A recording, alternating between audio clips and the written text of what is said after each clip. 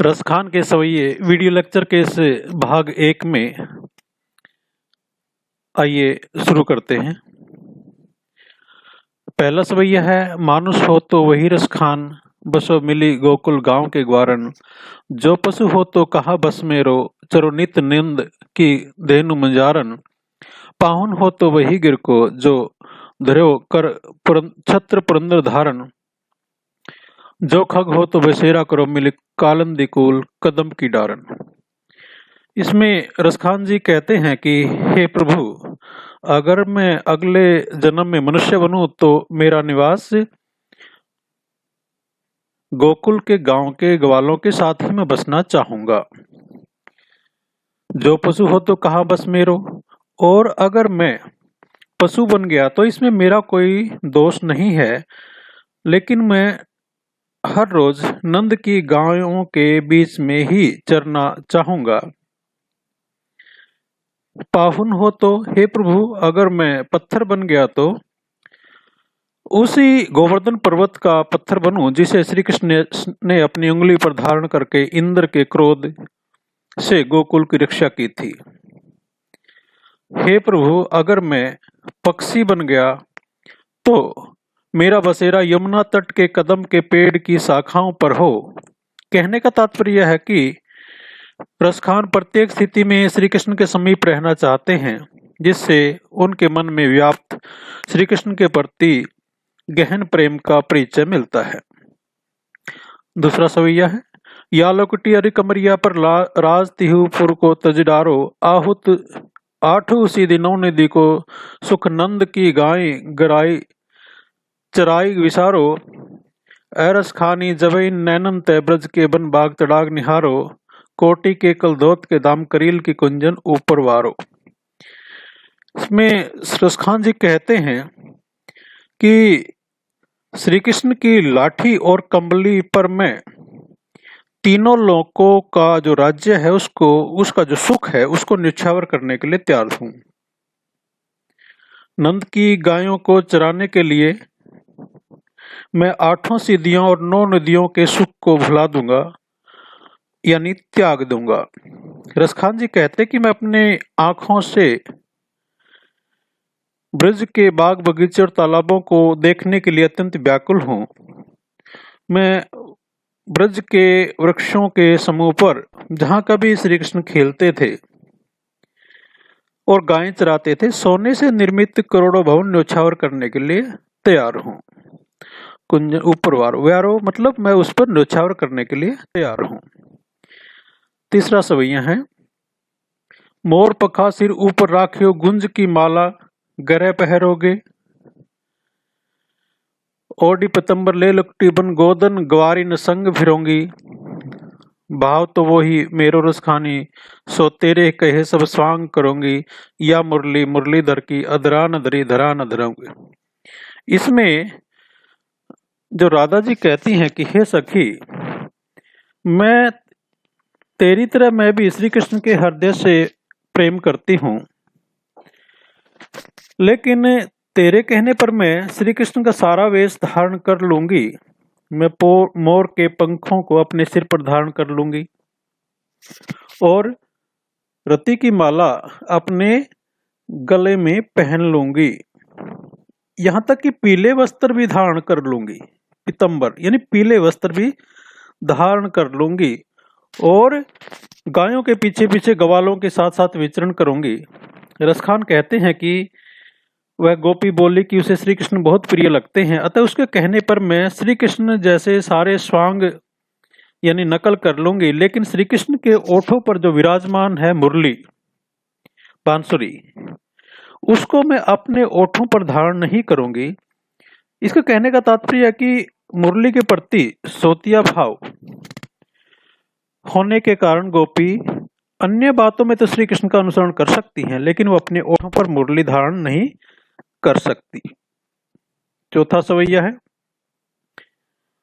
कान बस गए बांसुरी के अब कौन सखी हमको चाहिए, निस्दोह रहे संग साथ लगी यह सोतिन तापन क्यों सही है, जिन मोहि लिया मनमोहन को रस खानी सदा हमको दही है, मिली आओ सब सखी भागे चले अब तो ब्रज के बसुर ही रही है।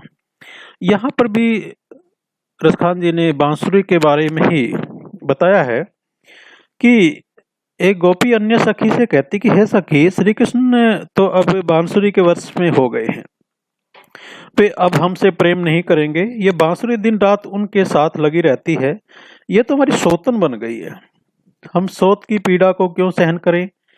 जिस बांसुरी ने श्री कृष्ण को मोहित कर लिया है वह दिन रात हमारे मन को जला रही है, अर्थात गोपियां बांसुरी के प्रति जलन या ईर्ष्या का भाव रखती हैं। हे सखी आओ अब हम यहाँ से भाग चले, अब तो ब्रज में बंसुरी रही, यानी अभी सिर्फ यहाँ पर बांसुरी ही रह सकेगी, अब हमारा टिकाव यहाँ नहीं हो सकता। पांचवा सविया है, लोक की लाज तजो तभी तब देखो सखी ब्रज चंद सलोनो, खंजन मीन सरोजन की छवि गंजन नैन लला दिन होनो, हेर संभारी सवै रस खानी सो, कौन तिया वह रूप सुठोनो, भो कमान सो जोहन से सर बेदत प्राणी नंद को छोनो। इसमें जो बाल सखा रूप है उसके बारे में बता गया कि कवि कहता कि गोपियां अपनी सखी से कह रही कि हे सखी, जब ब्रज के चांद यानी श्री कृष्ण को ब्रज की नारियां देखती हैं तो वे अपनी लोक लाज को त्याग देती हैं, उनके कमल के समान सुंदर मुख और नैनों की जो छवि है वो सभी को प्रभावित करती है। रसखान कहते हैं कि श्री कृष्ण के अपूर्व सुंदर रूप को देखकर कौन ब्रज की नारी है जो अपने आप को संभाल सके। कहने का भाव यह कि ब्रज की जो गोपियां हैं, नारियां हैं, श्री कृष्ण के रूप सौंदर्य के प्रति प्रभावित हुए बिना नहीं रह सकती। नंद का वह बेटा, नंद को छोनो मतलब बेटा, नंद का वह बेटा अपनी तिरछी बोहें करके जब देखता है तो मानो दूसरों के प्राण को भेद लेता है। छठा सोया है, धुरी भरे अति शोभित श्याम जो तेरी बनी सिर सुंदर चोटी, खेलत खात फिरे अंगना पे पैंजनी बाजत पोरी का छोटी, वह छवि को रस खानी बिलोकत वारत काम कला निज कोटी, काक के भाग बड़े सजनी हरी हाथ से ले गो माखन रोटी। और इसमें भी रसखान जी जो बाल रूप है श्री कृष्ण जी का और उसकी जो छवियां बनती हैं उनके बारे में इस सवैये में बताया गया है। एक गोपी अपनी सखी से कहती है कि सखी, श्री कृष्ण जो धूल से भरे हुए हैं, धूली भरे अति शोभित, यानी जो धूल से भरे हुए, चारों तरफ उनको धूल लगी हुई है लेकिन फिर भी वो फूल की तरह सुंदर लग रहे हैं, और जितना सुंदर उनका शरीर है उनके सिर पर जो चोटी बनी है वो भी बहुत ही सुंदर है। वे कुछ खाते हुए आंगन में घूम रहे हैं और उसके पांव में जो पाजे पड़ी है वो भी बज रही है, और उन्होंने पीले वस्त्र की छोटी सी कछोटी यानी छोटा वस्त्र पहना हुआ है। कवि रसखान कहते हैं कि बालक कृष्ण की छवि को देखकर काम देवता भी अपने करोड़ों कलाओं को उन पर निछावर करने के लिए तैयार हो जाते हैं। गोपिका कुन कहते हैं कि हे सखी, इस कौवे के भाग बहुत अच्छे हैं जो भगवान श्री कृष्ण के हाथों से माखन और रोटी छीन कर ले जाता है। सातवां सवैया है, सोहत है चंदवा सिर मोरे के, तेसी ये सुंदर पाग कसी है, तेसी गोरज बाल विराजती जी जैसी ही ये बनमाल लसी है, रस खानी बिलोकत बोरी मई, हंग मुद्दी के ग्वालिन पुकार हंसी है, खोलिक रिनैनी खोलो कहाँ यह मूर्ति नैनन माजवसी है। इसमें सूरदास जी रसखान जी कहते हैं कि श्री कृष्ण के रूप सौंदर्य और वेशभूषा का जब वो उल्लेख करते हैं तो उनके सिर के ऊपर मोर के पंखों का बना हुआ चंदोवा अत्यंत सुंदर शोभित हो रहा है। वैसा लग रहा है मानो सिर पर पगड़ी बंधी हुई हो। गोरज के तिलक उनके माथे पर सुशोभित हैं, गोरज बाल यानी उसके माथे पर जो गोरज है वो सुशोभित है, और उनके गले के अंदर वनमाला सजी हुई है। कवि कहता कि उनका ये रूप सौंदर्य देखकर एक गोपिका अत्यंत प्रभावित हो गई है। वह पागलों की भांति आंखें मूंदकर ग्वालों को पुकारने लगी है। दृग मूंदी के ग्वालिन पुकारे हंसी, मतलब हंसती है और ग्वालों को पुकार रही है, लेकिन उसकी आंखें मूंदी हुई हैं। खोली नैन निखोलो कहा, वह मूर्ति नैन नमाज बसी। और जब वो ग्वाले उसके पास आते हैं, वो कहते हैं कि अपनी आंखें खोलिए, तो कहती है कि मैं अपनी आंखें नहीं खोलूंगी, क्योंकि उनके अंदर जो श्री कृष्ण की जो मूर्ति है वो बसी हुई है और आंखें खोलने से वह दिखाई नहीं देगी। 8वां सवैया है। आखी आखी सो सकाई मिलाई हिलाई रिजाई हियो हरिबो, बतिया चित चौरन चेटकसी रसचारु चरित्रन उचरिबो, रसखानी के प्राण सुधा भरिबो, अधरा पत्यो अधरा दरबो, इतने सब मैंने मोहिनी जंत्र पे मंत्र वसी कर सो करबो। इसमें एक गोपिका कहती है कि हे सखी, श्री कृष्ण ने आंखों से आंखें मिलाकर प्रश्न करके उनके हृदय को खुशी से भर देते हैं।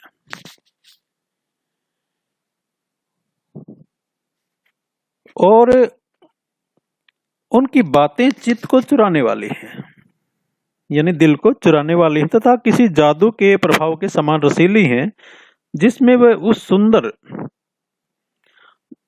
चित्र का जो उच्चारण करते हैं। गोपियां कहती हैं कि रसखान के प्राण प्रभु हमारे ओठों पर अपने ओठ रखकर अपने प्राणों में अमृत रस भरते हैं।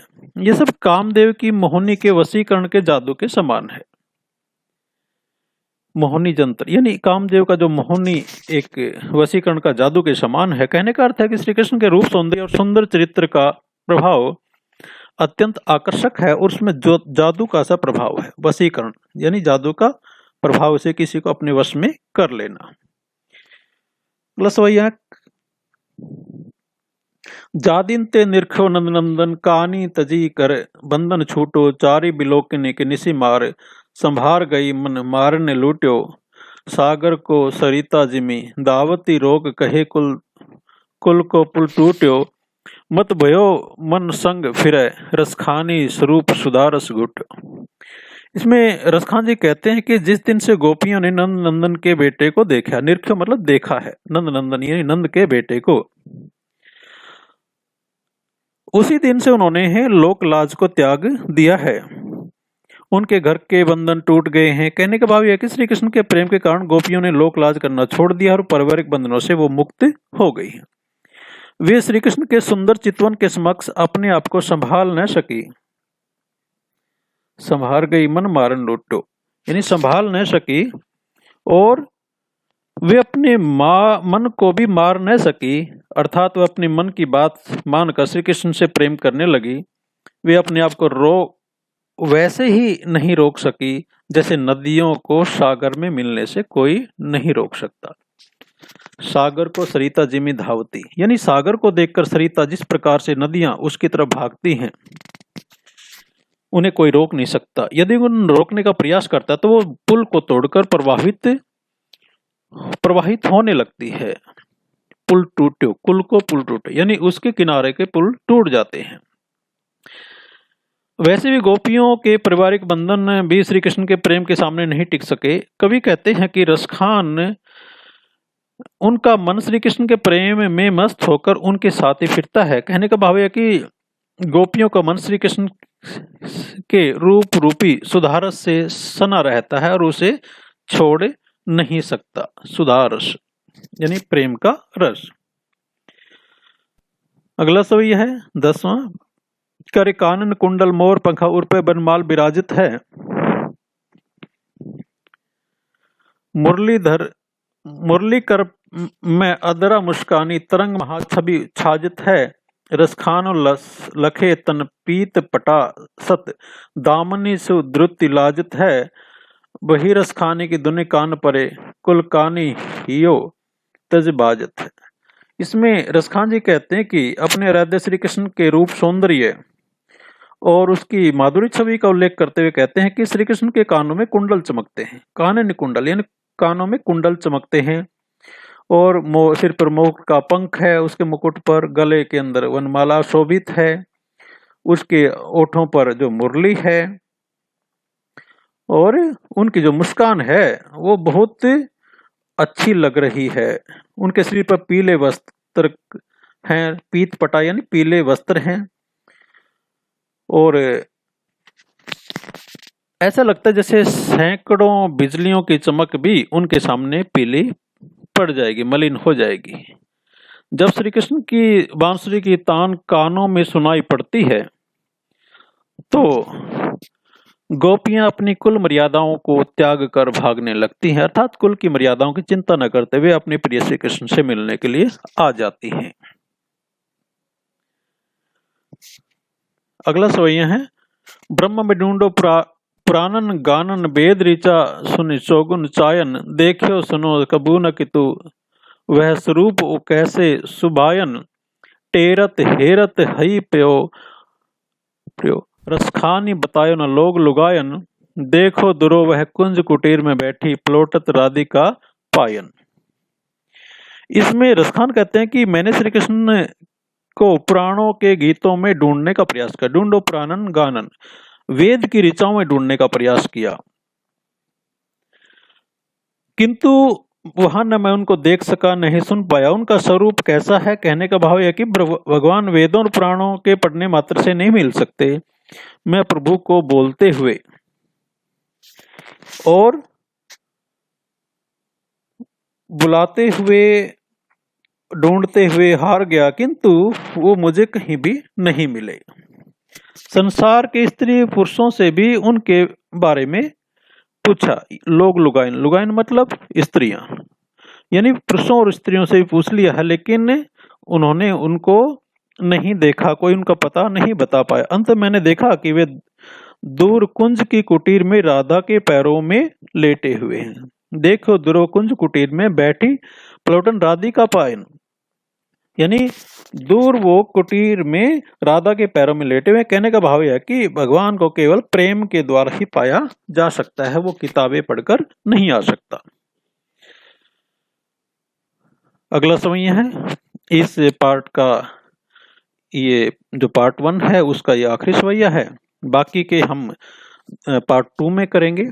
और साथ ही एक निवेदन है कि अगर ये वीडियो आपको अच्छी लगती है तो आप इसको लाइक और सब्सक्राइब करें चैनल को, और अपने मित्रों को भी शेयर कर सकते हैं। तो इस आखिरी सवैया है, शेष गणेश महेश दिनेश सरसेहु जाहि निरंतर गावे, जाहि अनादि अनंत अखंड अच्छेद अभेद सुभेद बतावे, नारक से सुन व्यास पची हरे, तो पुनि पार न पावे, ताही अहीर की छोरियां छछियां वरी छाछ पे नाच नचावे। इसमें भगवान श्री कृष्ण के ब्रह्म रूप के विषय में बताते हुए रसखान कहते हैं कि जिसका शेष नाग गणेश जी, शिव, सूर्य देवता, इंद्र देवता और निरंतर ध्यान करते रहते हैं, और जिनको वेदों जिनके बारे में वेदों में लिखा कि वे अनादि हैं, अनंत हैं, अखंड हैं, अभेद हैं, अच्छेद बताया गया है उनके बारे में, यानी वेदों में ब्रह्मा के विषय में कहा गया कि उसका कोई आरंभ नहीं है, अंत नहीं है, असीम है, मनुष्य की पहुंच से परे है, और लोग उसको अलग अलग नामों से रटते रहते हैं, जैसे नारद और व्यास ऋषि हैं, वो सब अलग अलग नामों से रटते रहते हैं, और उनका नाम रटते रटते थक गए, लेकिन उनके बारे में जान नहीं सके, पार न पावे यानी जान नहीं सके। और उसी श्री कृष्ण को अहीरों की लड़कियां छछिया वर छाछ के लिए नाच नचवाती हैं। कहने का भाव यह कि भगवान भक्तों के प्रेम में के वश में रहता है। तो ये इस वीडियो लेक्चर में हमने रसखान के जो सवैये हैं उनके बारे में पढ़ा। ये श्री कृष्ण और राधा और जो गोपियां हैं उनके प्रेम विषयक ये सवैये हैं। आशा है ये आपको पसंद आए होंगे। अगर आप इस विषय से संबंधित कोई और टॉपिक पे भी आप चाहते हैं कि मैं वीडियो बनाऊं तो आप कमेंट सेक्शन में लिखकर बता सकते हैं। आशा है आपको समझ में आया होगा। धन्यवाद। जय हिंद।